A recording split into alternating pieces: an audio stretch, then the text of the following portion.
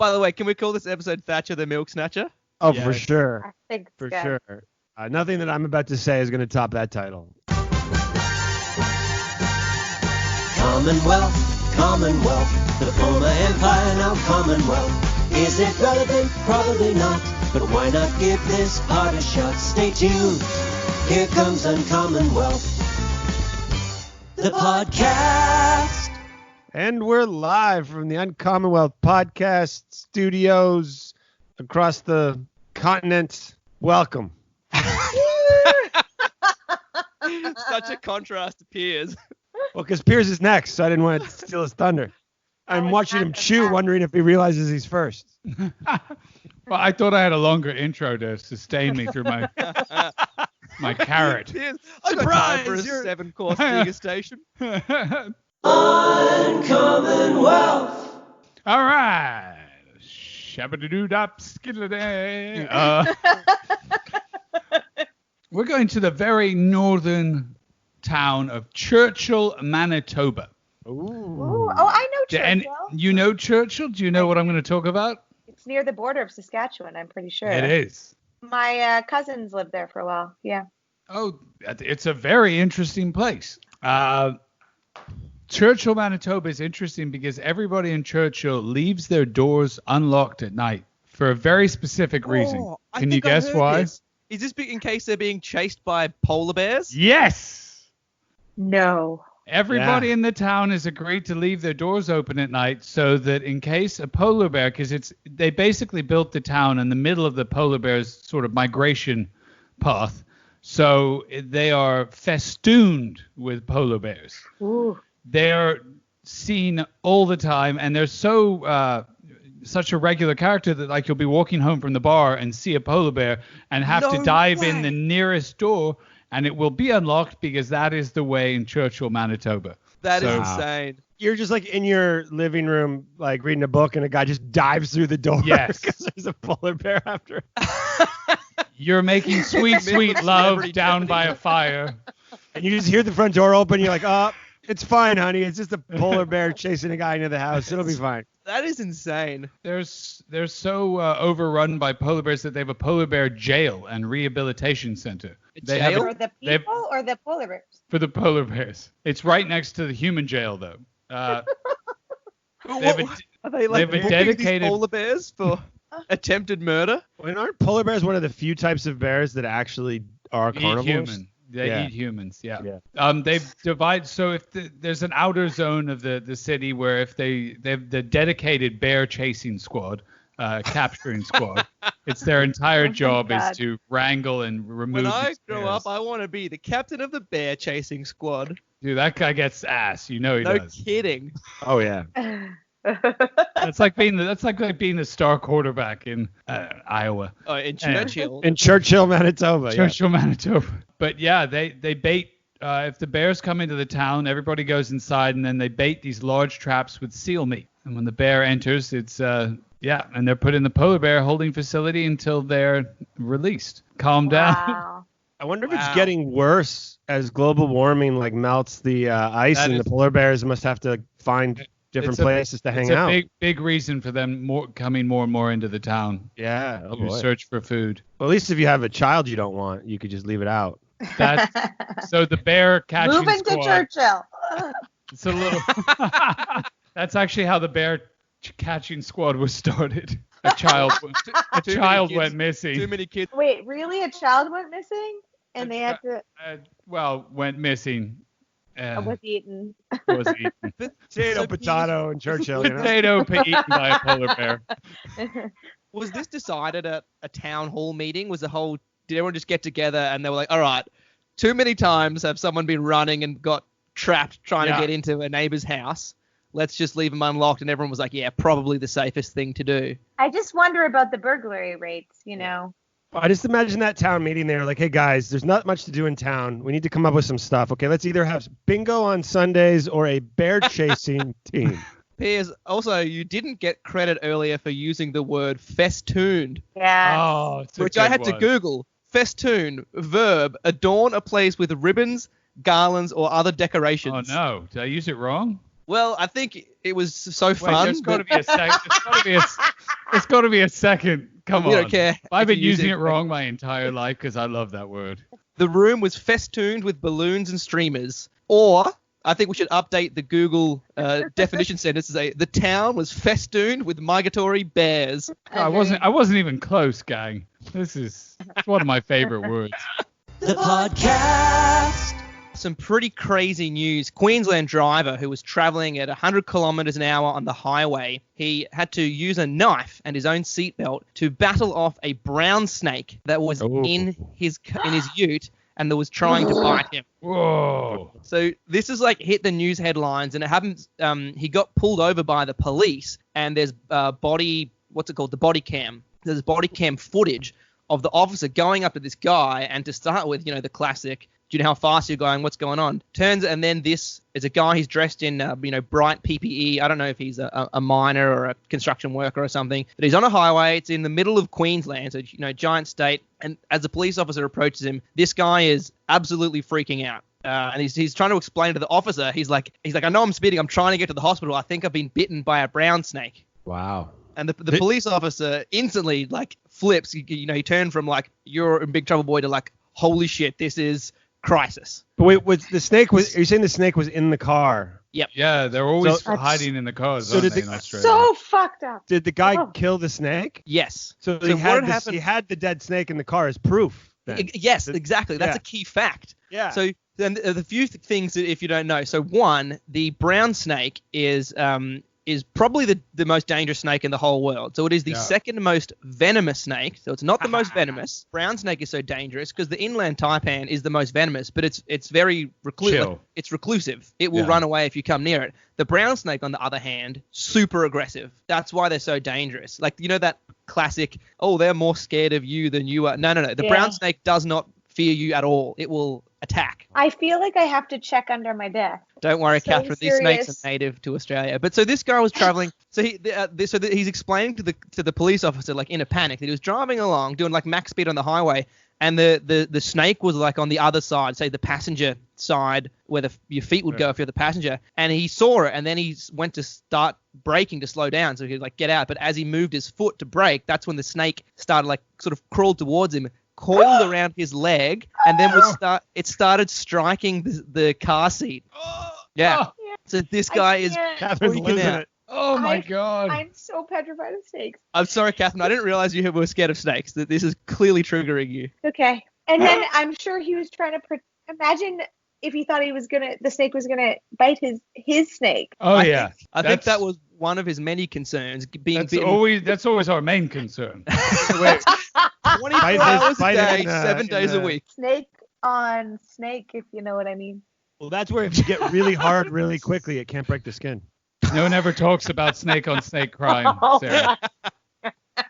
That's man's natural the height of a rhino. Yeah, but so this guy, he was What a great way to get out of a speeding ticket. Well, that's the thing. But when he told the police officer, the police officer, because everyone in Australia knows how dangerous brown snakes are. So the police officer, to his credit, was instantly went into crisis management mode. Was trying to get this guy to calm down, because the guy said the dead snake's there, and you could see it. He killed the snake. And anyway, the police officer was trying to get him to calm down, because this the venom of a brown snake will kill a fully grown man. Will kill him in 15 minutes. Whoa, so obviously, if you're in a panic state, so the police officer instantly called for an ambulance and stuff. Luckily, it turned out this guy, he hadn't been bitten, he thought he had, which is why he was speeding to the hospital. Because the snake was, I would be freaking out if a snake is repeatedly striking in between your legs. Good lord. Yeah. So it's a happy ending. He was okay, but I was thinking, what a great idea to keep a dead brown snake in your car just for such an eventuality.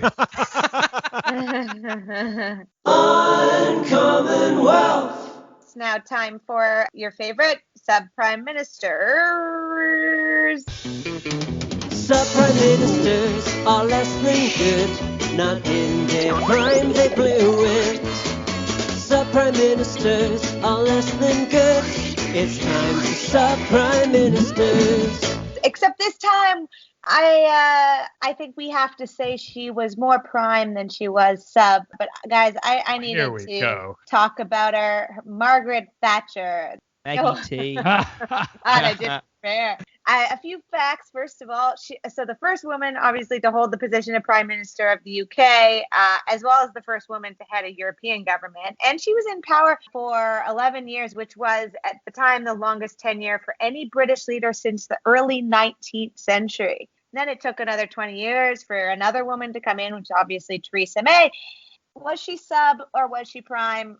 You can determine. She was super controversial, obviously, but badass. You can't argue with the fact that she was badass. So, like, Winston Churchill had a cigar, as a prop, and a lot of leaders had something that they were known for. Prop? I think they were real cigars.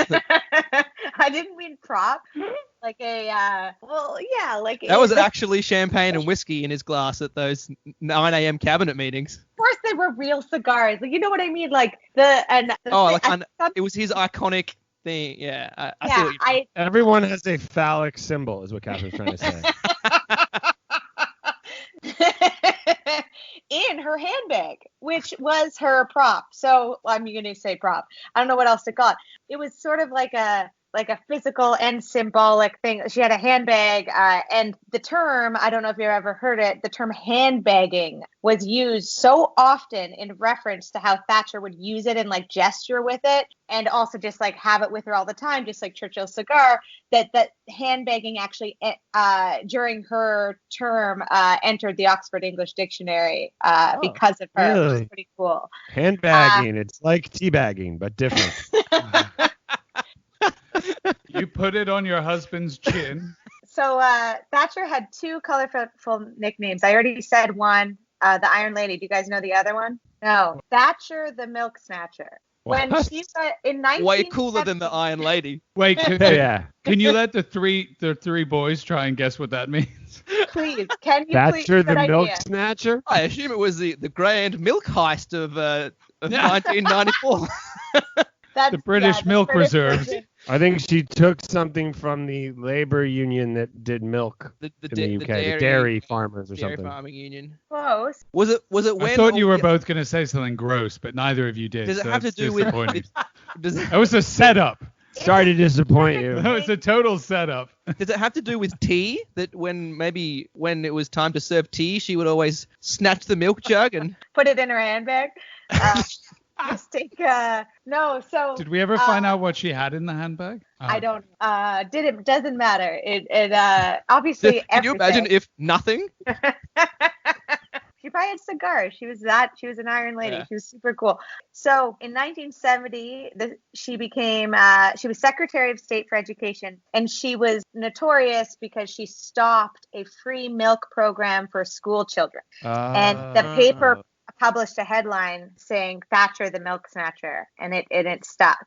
Well, it's funny because if she did anything, they could make the Snatcher rhyme. It's all, right. She takes anything away from people. You can make that. All those journalists were just waiting for her to do something. We've been sitting on this Snatcher Thatcher rhyme for years. Finally, we get to milk. That'll work. Someone throw a turnip at her and see if she catches it. Call her Thatcher the turnip catcher. I had a few more facts. In 1979, it was her first year in office, and she went to visit some countries. She went to Japan for an economic summit. Japan at the time hadn't hosted many female heads of state, and so they didn't know what was appropriate, not realizing that they should just treat her like any other head of state. And they trained and hired 20 female karate chopping bodyguards that were specifically female, and they were like, here you go, we created this special escort for you. And so it was quite this debacle because she said, you know what, if other delegation leaders aren't getting 20 female what's the name for a karate chopping karate fighters, ninjas? Karate fighters, karates. If other heads of state aren't getting those, I'm not gonna take that. That's sexist, She said anyway, and they were like, ninja security guards. How do you turn that down? Kidding. She said she didn't want to be singled out. She has a couple amazing quotes. She said, "Being powerful is like being a lady. If you have to tell people you are, you aren't." Not sure how that would go over now. And my favorite, and that's really famous, but if you want something said, ask a man. If you want something done, ask a woman. The podcast. Let's cap this episode off with a Legends head-to-head. Whoa. As always, two contestants pitted against each other at various tasks and sports and feats of strength. I don't know. Okay, anyway. Contestant 1, William Shatner. William Shatner is a Canadian actor who became a cultural icon for his portrayal of Captain Kirk in Star Trek. Yes. I also loved him in T.J. Hooker. If you remember, T.J. Hooker played a cop. So there's contestant 1. Contestant number 2. And Danny Crane on Boston Legal. Okay, fair enough. And he's 89 years old currently. So we gotta get this thing edited and out in a hurry. Contestant number 2, Sir Ian McKellen, English actor, very eclectic career. Everything from Shakespeare to fantasy and science fiction. He played Dumbledore in Harry Potter, played Gandalf in Lord of the Rings, and also Magneto in the X-Men. So William Shatner versus Sir Ian McKellen at first poker. I hate to say that I know he didn't play Dumbledore. Carry on. Did I get that wrong? All right, so he played Gandalf in Lord of the Rings. Two truths and a lie is seeping into Adam's other segments.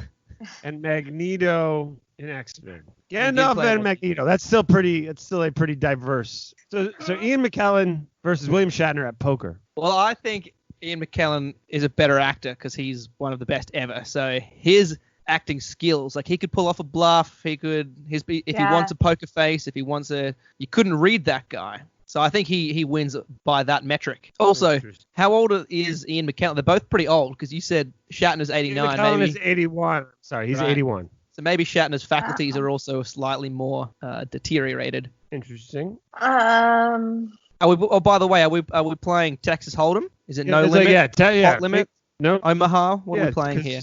It's one-on-one. It's one-on-one.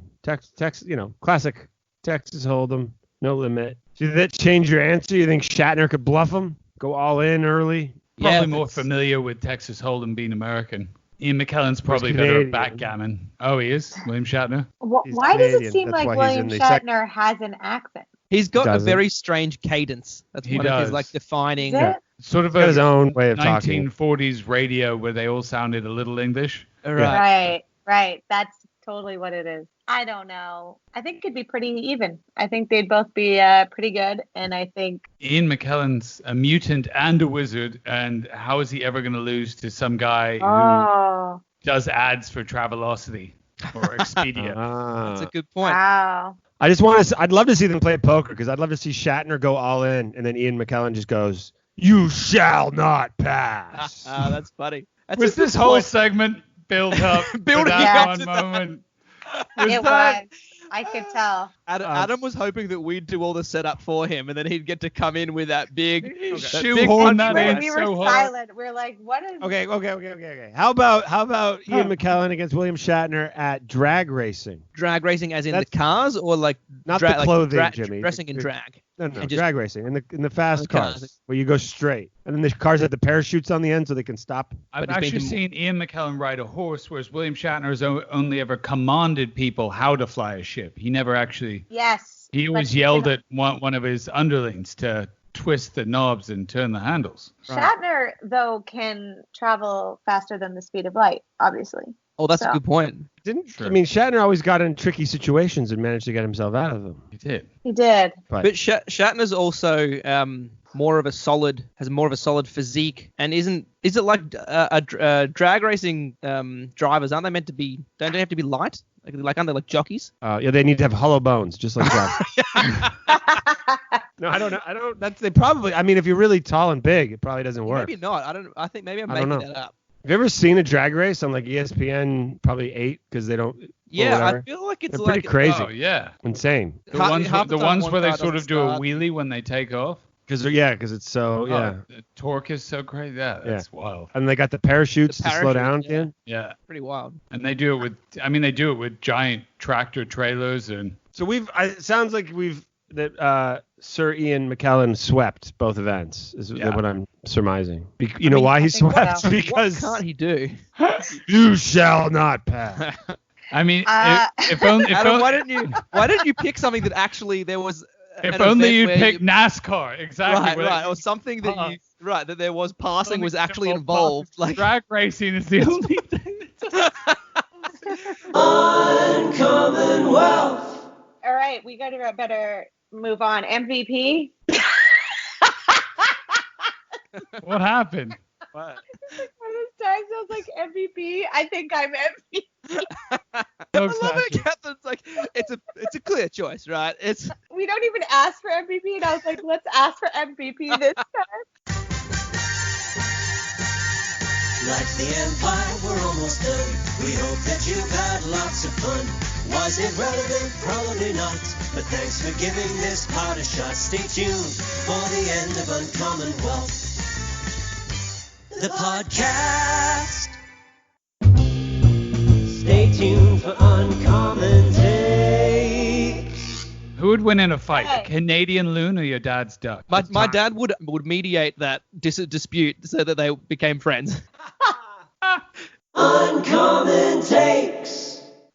Adam, confident that you're editing this one, are you? That was a roll of the dice just there. That was a roll of the dice. I got in trouble last time. Through the magic of editing, no one will ever know. All my stupid shit gets kept in. Uncommon Takes. I have an Ian McKellen anecdote. I just went to see within this last year his one-man show where he kind of talks about his career in London on stage. It was awesome. So Ian McKellen was standing at the front door as we were leaving, and like it was not you just put donations in his hat. I would have put money in the bucket and then asked Sir Ian McKellen, am I allowed to pass? Oh my God, Adam, you found a way. He stuck with it though. Let's give him credit. He stuck with it. Uncommon Wealth, the podcast.